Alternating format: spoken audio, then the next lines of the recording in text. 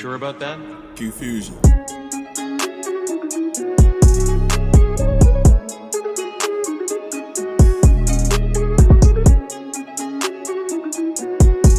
Let's get it in.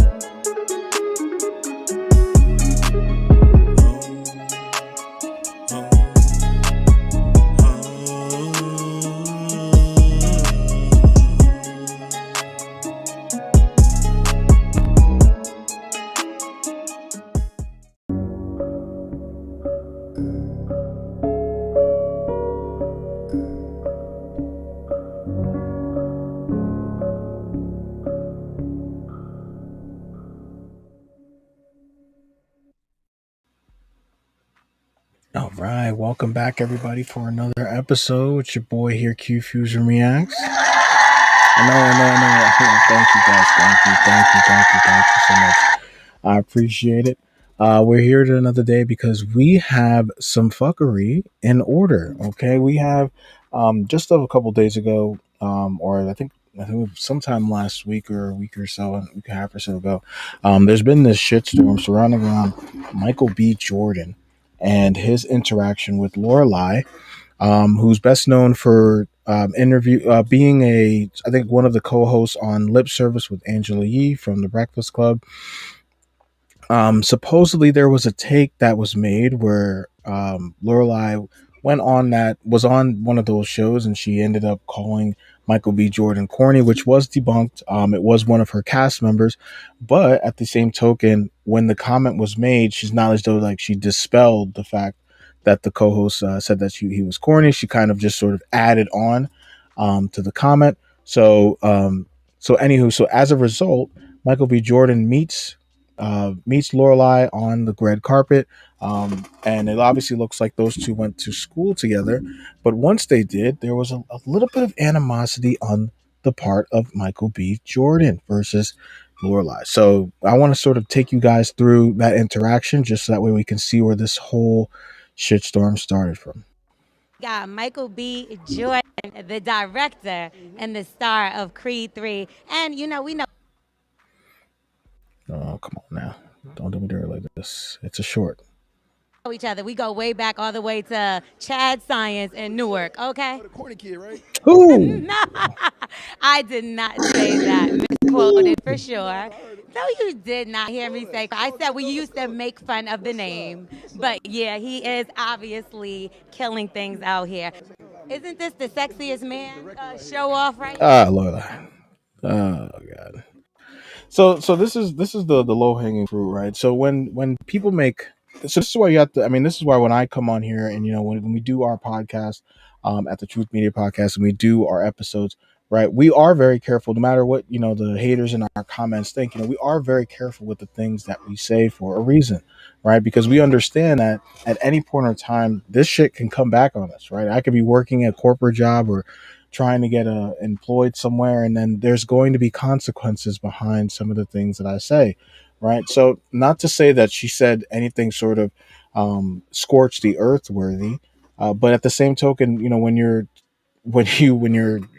bigging up and you're trying to play this whole cozying up sort of attitude towards somebody that you literally were on air denigrating, right? Not some years ago, that just, it doesn't really give, like, for somebody that tries to call themselves, I'm a real bitch, right? All these other monikers, that doesn't seem pretty real, right? And then I have a problem with people who like to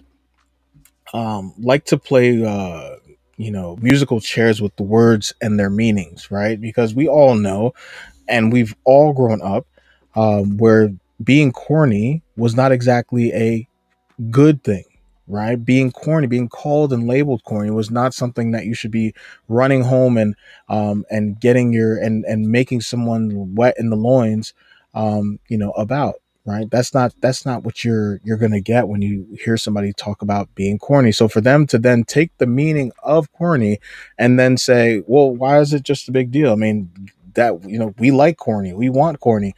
No, you don't. That you guys emphatically dismiss corny guys on a consistent basis, right? The reason why corny guys and the nice guy finished last comment, and moniker flow hand in hand with one another, right? So when they try to flip the meanings of things just to say like, oh well, it's a good thing. Oh, no, I don't know about that. Yeah, who's the sexiest man? Because now who's the sexiest man? Because I thought you said you're on the way up. He might be the one right now. This is the one. This is the one right here. Yeah, see that? So is it a tie? Ain't no time. We don't. And also too, just to say, this guy is Michael B. Jordan is a lot better than me. Um, I really would have dismissed her. I mean, she is irrelevant, right? She's not somebody that is a heavy hitter in her own space. So for me, like, when I'm looking at her, man, I'm automatically thinking like, you gotta get the hell out my face, back up. Like, there ain't no way that you're about to come over here and try to act all cozy dozy with me, and when you've been talking all that shit. Okay, because at the end of the day, I'm gonna be like, yo, damn, son, where'd you find that? back your ass up, right? So I think that's something that we have to take in consideration, is that he did handle himself really well, and a lot better than a lot of average people would when you're put in that circumstance, right? A lot of people would have flexed on her even more, right? But he actually sat there, answered her questions, and such, right? So as a result of that dialogue, what happened next is that the firestorm started, right? People were lambasting Michael Jordan for how he reacted, made it about, oh, this is why we know you're corny, because this is how you treat black women. You try to embarrass them in live TV and all that. Well, lo and behold, one of the bigger imps that are out there by the name of Joe Budden, came to Lorelai's defense in one of his podcast episodes. So let me take you to that dialogue where he breaks that down and calls Michael B. Jordan corny for how he handled that interaction. Let's take a look. Girl is some corny nigga shit. I can see that. You being That is Michael true. B. Jordan today, allegedly sexiest man alive in all of these blockbuster movies. I agree. During your highlight week, you've probably never been more visible than you are right this second, and that's what you do to her. And if I bring back them white girl rumors, then it's gonna sound even crazier. Then it's gonna sound crazier, because why you talking to our sisters? What? What the fuck? Hey, yo. Like that on the red carpet? We don't even talking to white bitches like that. But I'm not gonna make it racy. They say I make everything racy. That was corny of him to speak to that girl like that. Come on. Sorry, y'all. I do these episodes live where we watch them together. So I'm gonna give YouTube a chance to cut the bullshit. I'm not disagreeing. I would have made. Michael, that's why niggas call you corny. I would have made a joke off here like, word. Hey, Creed. That's why dudes call him corny. No, I think a lot of dudes call him corny because he attempted to wife up a known harlot by the name of Lori Harvey, right? Who is a high value man, how you say, pogo stick, right? And jumps from man to man, right? And yeah, so he took that upon himself to try to what's the word, to rope her on in and domesticate her, when we all know that women of that nature, Tulum and the Maldives are calling constantly. So yeah, that's why guys like me call them corny, is for taking actions like that. But for this, nah. Hey, what's this nigga's name? I wouldn't have did that in front of Hey, Creed. In case you were confused, that corny ass shit you did is why niggas think you corny. Yeah. In case you were off a little bit as to why you niggas keep thinking that money hides corny. Let me tell Dog, you doing that to a girl is some corny nigga shit. I can see that. You being That is Michael true. B. Jordan today, allegedly sexiest man alive in all of these blockbuster movies. I agree. During your highlight week, you've probably never been more visible than.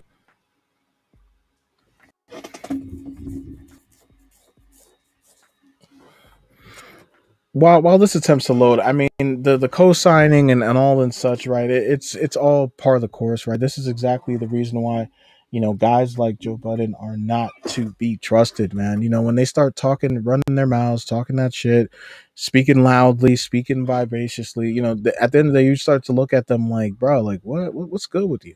Right, this is the emotional shit that I'm talking about, because that's what's interesting to me, right? Is one person seems uber emotional and seems as though they are way more corny than another man who's actually sitting on the red carpet, arms fold, well, not even arms folded, arms behind the back. If you know anything about communication cues, right, when you close yourself off, right, they tell you not to fold your arms when you're having a conversation with someone, because that closes off the moniker the aura of connection, right? So that way it seems as though you're closed off to conversating. So that's why they tell you to keep your arms down, keep your chest spread, right? And then also to allow for that energy to be seen between the two parties, right? So that's why you don't see people when they're talking, most times they're not, if they're actually looking to talk to somebody, they don't cross their arms, right? Or show their body off, or they keep themselves open. Right. So during the course of that conversation, yeah, did he have his little moment where, it's like, oh, the corny dude, huh? Right. You gotta expect that to happen. And if she didn't expect him to remember something of that nature, because they did go to school together, right? And so I'm pretty sure they came across one another. She watched him. She went from one, she would talk about during that interview about how they, we went to school together, so he's seen her and she's seen him, right? So I would definitely not display any other sort of fervor than what he displayed.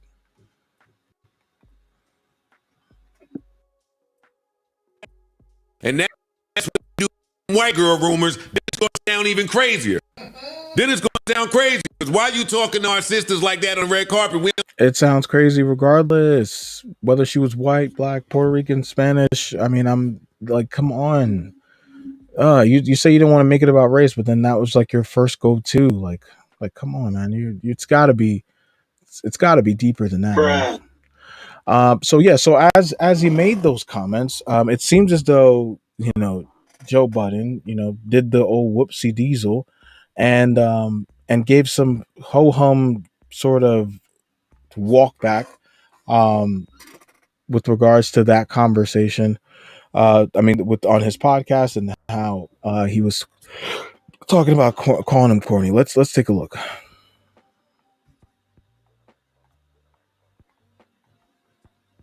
I thought you said you were corny a couple times during that. So I want to apologize. Last pod, I was either very irritable and grumpy, or that was some fucking content genius and full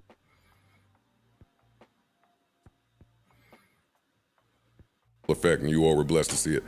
That was that was great. What do you think? I was going to pick the safe take? Oh, God. Give me a second, guys. We do it live.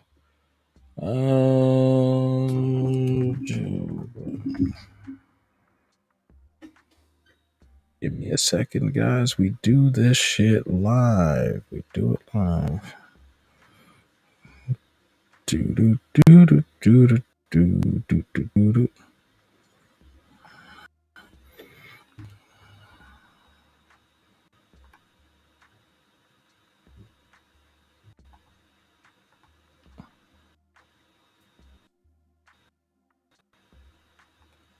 Right, let's get this back on here. I'm whack. We all whack. I thought you said you were corny a couple times during that. So I want to apologize. Last pod, I was either very irritable and grumpy, or that was some fucking content genius in full effect, and you all were blessed to see it.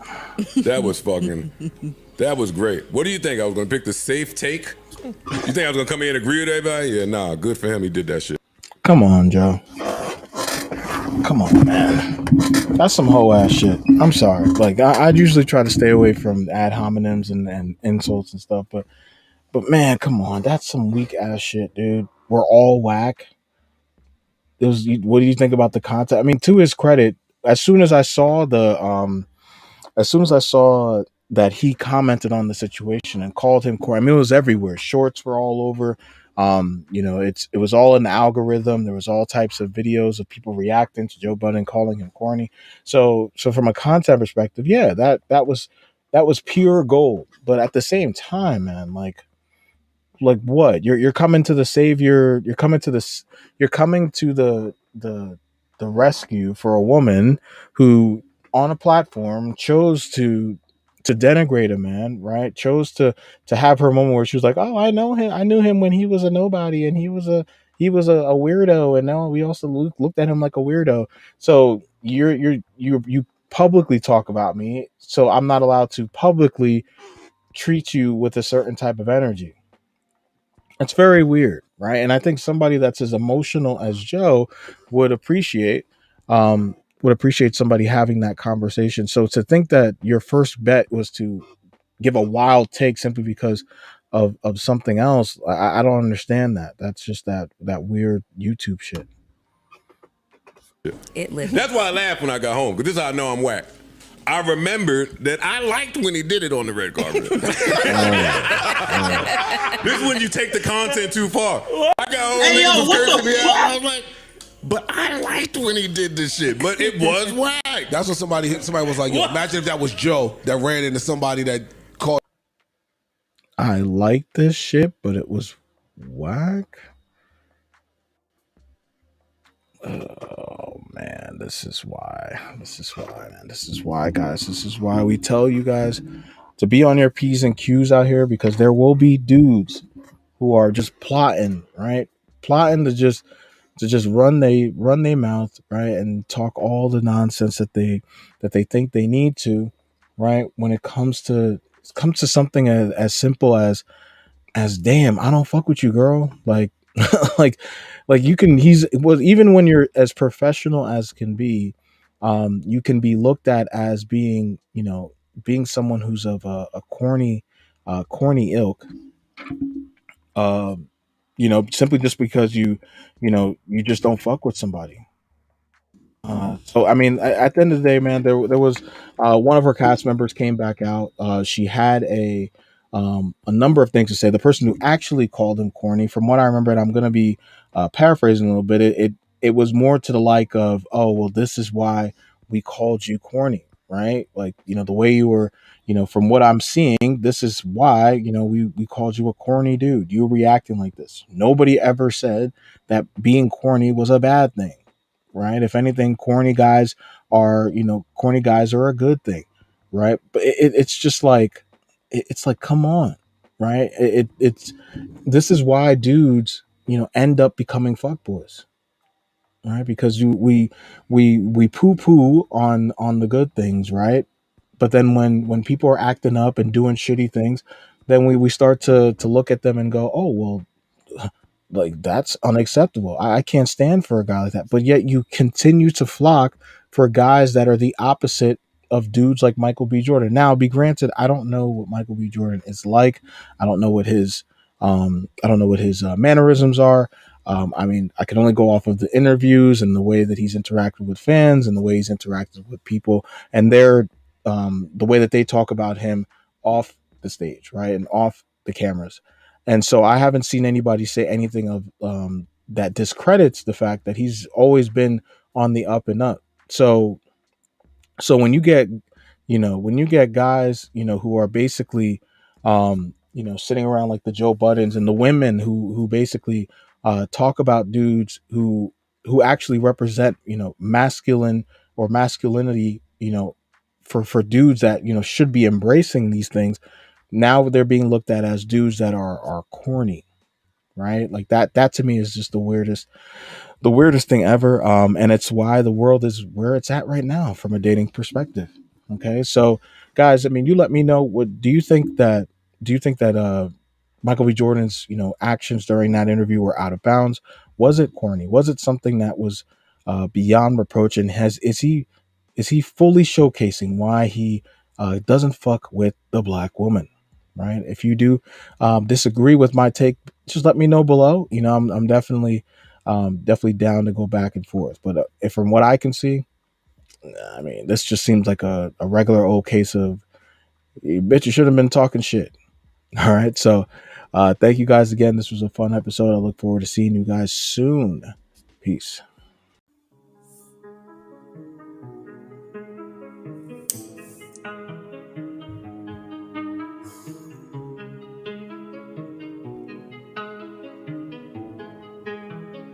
Are you sure about that? QFusion.